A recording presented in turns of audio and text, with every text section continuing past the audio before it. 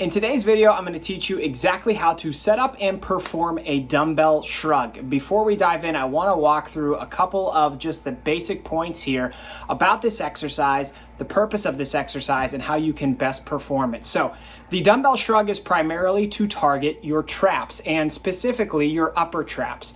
Your traps are involved in really two main motor patterns. One, they can shrug your shoulders up, and additionally, they can assist in rowing your shoulders back.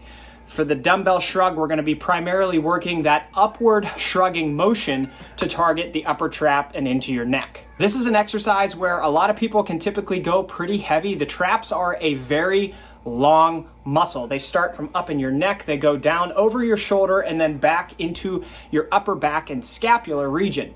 Since the muscle is so big, that means it can typically handle a lot of weight.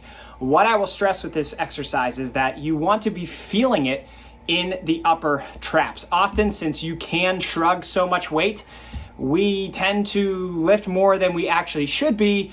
And because we lift too much weight, form goes out the window and engagement in the target muscle group goes out the window as well. So I would encourage you when doing this exercise to start small, start with a lighter weight, really perfect the form and technique of shrugging and feeling your traps contract. And then as you nail that down, you can slowly increase weight over time. Now with all that said, let's dive into how to perform the exercise. Okay, to perform this exercise, it's pretty simple. You want to have dumbbells down at your sides. You really don't want to be bending your elbow or curling your arm up when you're doing this exercise at all. The point of it is to isolate your traps, right? So what you want to think of is having your feet shoulder width apart. You're going to stand there with the dumbbells dangling down at your sides.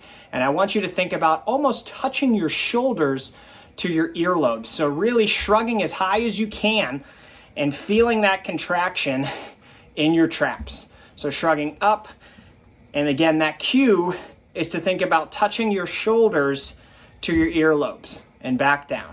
And I'm going to show you what this looks like from the side, because while we're shrugging up, I really want you to think about shrugging up and slightly backward, because that's going to help you really engage and contract those traps. So I'll turn to the side to show you what I mean. Okay, from the side, if I were to shrug just straight up, it would look like this.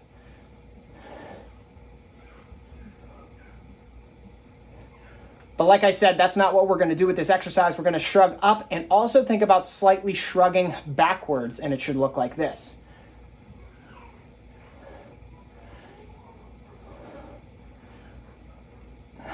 So you'll notice there that my shoulders were going up and tracking backwards a little bit, and I can already feel it right now after only doing a few reps that I'm getting a little bit of a pump in my traps, and that's good. That's where you want to feel it. So really think about shrugging up and back and trying to touch those shoulders to your earlobes as you do it. You don't want to get up and back and then roll forward. There's no reason to do that. And another thing that a lot of people do wrong is doing these rolling your shoulders. Talked about what the traps assist in doing, right? Shrugging up and pulling back.